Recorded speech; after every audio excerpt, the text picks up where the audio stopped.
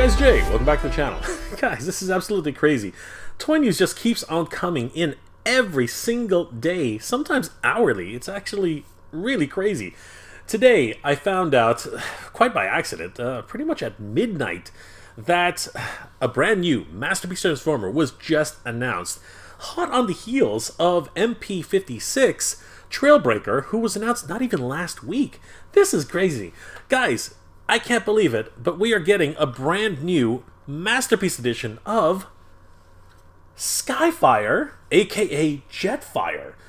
Can you believe that, guys? This is crazy. Now, I gotta tell you, this version of Jetfire, Skyfire, was pretty hard to beat. I mean, this is a Siege version, but honestly, he is a mini masterpiece in and of himself, honestly. So, how did this guy stack up to the brand new version of the MP-57 Skyfire or Jetfire? Guys, let's take a deep dive into this, and some really good news for North American fans. Guys, we can already pre-order this at one of our favorite online retailers. Let's take a deep dive into this and find out exactly how we can pre-order this guy. Not this guy, the Masterpiece version of this. Guys, if you enjoyed this type of content, please consider subscribing to the channel. I post up to 2 episodes a week, and I hope you guys will enjoy. And don't forget to hit that bell notification so you guys will always know when new episodes are posted.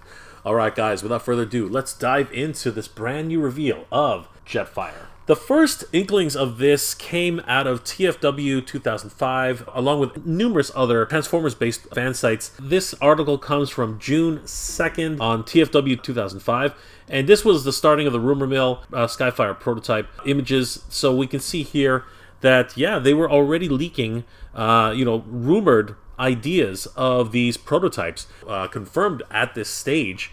But fast forward, TFW 2005 did indeed break the news this morning at 12:23 a.m.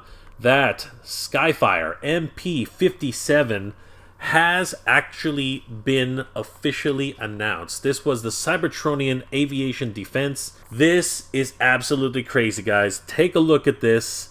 Oh my god. Here we see him, cartoon-accurate version of Skyfire. This is incredible. We can see him in his transformation alt mode, and we see 3 additional figures. Are they included in the actual set? Oh my goodness, this is insane. So, let's take a look into some of these images that we see here. Very, very show accurate, I have to tell you. Not too chunky. I really do appreciate the sculpt. It's actually very, very well done. Very, very faithful to the actual cartoon counterpart. And I love the fact that he does actually have articulated fingers. Each and every single one of his fingers are actually articulated and double jointed too. Wow, that's cool. I haven't seen that before. Here he is. He actually comes with his own flight stand. I think all of the Seekers, as well as any jets, for all the Masterpiece figures, should come with their own flight stand. I mean, seriously, it's kind of par for the course these days, right? Man, his alt mode is clean. Oh my gosh, it's crazy. Look, he's got the gun turrets at the front. As we saw in the video, other things do open here on the panel's accessibility. His posability looks pretty top notch. He definitely has the butterfly joints right here. Oh my gosh, look at the angle. The way he's holding his blaster. Aiming his sight for an accurate shot. God, that's beautiful. Oh my god. Oh my goodness. Yeah, I love the bent knee, the doubled. I'm hoping that they're all ratcheted. That would be absolutely insane. Holy crap, he's looking impressive. Ah, there he is, the faction symbols. Yes, this is where you can decide whether or not Jetfire, or in this case Skyfire, is an Autobot or a Decepticon. Beautiful.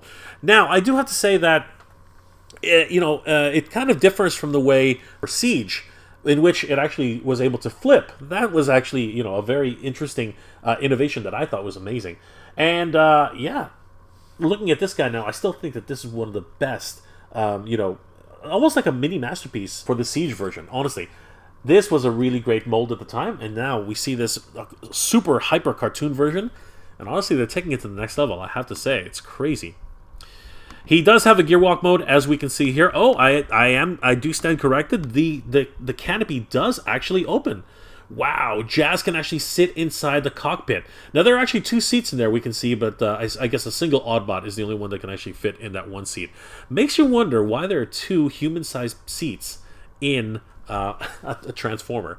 Kind of interesting. We can see here Prime is actually coming out of the backpack. Holy crap, that's amazing. That's a lot of detail there. And we can also see that Wheeljack is hanging onto the leg. Guys, take a look at the articulation on each of these miniature figures. They're actually pretty well articulated and pretty well painted, I have to say. That is incredible. Oh my god. Seriously, this is great. Oh, I'm loving this. This is amazing. Takara's really outdone themselves this time. I really do think so. Yeah, you can attach the gun on the exterior. So basically, if anybody's always worried about losing their weaponry, well, there you go. You can plug it into another area here. I really do like the alt mode. It's very, very clean. Here he's sporting his I guess I'm gonna call it the Valkyrie mode.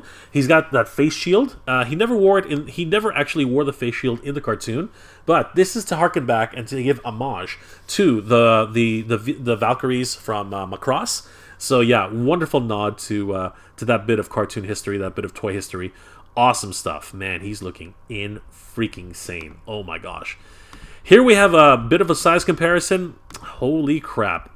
Honestly, I think this is the perfect size. Jetfire was very, very tall, but when you compare the size of this Jetfire here to, the Siege counterparts for Prime, this guy's way, way too big. So, yeah, we definitely have a much better scaling option here when it comes to Jetfire. So I'm really glad they paid attention to that. And as you can see, he has fully articulated fingers right here. Like, each and every one of them, apparently. That looks amazing. Compared to, just a sort of articulation in characters like Ironhide here, or even Prime. Prime doesn't have fully articulated fingers either. So, very, very cool. Honestly, I think the scale is perfect. That's incredible. Here's everything that Jetfire comes with. He comes with a host of accessories, including, of course, the flight stand, 2 blast effects, one which can be used for his blaster, or you can use both of them on his jetpack to make him look as if he's blasting off into space. He also has this. I'm not really sure what this attachment is. I guess somebody can tell me in the comment section below if you guys know what it is. I imagine it's just an additional attachment to hook onto the flight stand. He has his faction symbols here. He's also got swappable faces, a stoic face, a surprised face, and or a slightly angry face, and of course his toy face, which is amazing. Beautiful, beautiful stuff. Holy crap, this is incredible. And then we actually have a few additional bonuses here. We do see that on the character sheet here for Jetfire, we do see that he obviously is a gigantic, seriously, an absolutely gigantic Autobot, and they tried to be as show accurate as possible. Man, you can really see the attention to detail they really put into the comparisons between the on-screen version and, of course, the Masterpiece version here. Wow, it's pretty incredible. Takara's done it again. I can't believe it. Holy crap. Here we have the actual robot mode, and its overall sizes. We can see, again, just the way he stands, he's looking really, really cartoon accurate. I love the shape. I love the direction. He looks exactly the way he did in his character designs. Here we have him standing in a profile mode, and yeah, he's actually really, really clean. There's really not that much as so-called kibble anywhere. Like, even his back, it's so clean. Oh my god. Really, Takara's taken it to another level here. And even his alt mode is super, super clean, which is something that has been very, very problematic for Takara as of late. As we know, Starscream and Thundercracker and Skywarp, they are kind of, I guess the bottom halves of those figures are not, in their alt mode are not 100% clean. I think they really knocked it out of the park with Jetfire here, Skyfire. Just insane. One more time, here is another height comparison. We can see the Autobots over here, and of course his height towards MP-55. Yes, Starscream. This is absolutely crazy. Sorry, I said MP-54? I can't remember anymore. So many different numbers. But yeah, he's. I think he's actually the perfect height. This is crazy. They really did take scale into consideration when making Skyfire, Jetfire here. Sorry guys, I keep mixing those two up. Here we have all of his action poses, you know, the thrusters on the back, his blast effects, you know, his own, flight mode in robot mode, and of course, when he's actually trying to compel Spike and Sparkplug to come with him to meet his leader, Megatron. They also highlight the fact that the flight stand can actually double as a medical bay. Basically, this is the medical bay which the Decepticons were using to revive Jetfire, Skyfire, when they found him in the Arctic. Very, very cool attention to detail. I really love that. My favorite thing, honestly, is, of course, turn into Gearwalk mode, taking to an homage the fact that really he's based off of a Valkyrie. You know, we can see it here. He did this a couple of times. These are actually two signature moves that he did in the show, where he actually stopped himself from crashing into the ground at one point using the Gearwalk legs. That was amazing. And here, he actually did mid-transform just to be able to pick up Autobots and, a few humans to save them when in an emergency liftoff. Great stuff. Just beautiful. And then if we take a closer look, they do have the features for the miniature bots who are included with Jetfire, Skyfire.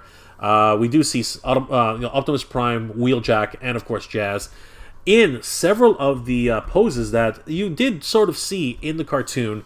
The fact that they were just hanging on for dear life, the size relationship when he actually does transform, the fact that he's got so many different compartments where they can actually appear in and out of, just so great. And a full-size comparison as to how big these miniature bots are compared to Jetfire, Skyfire.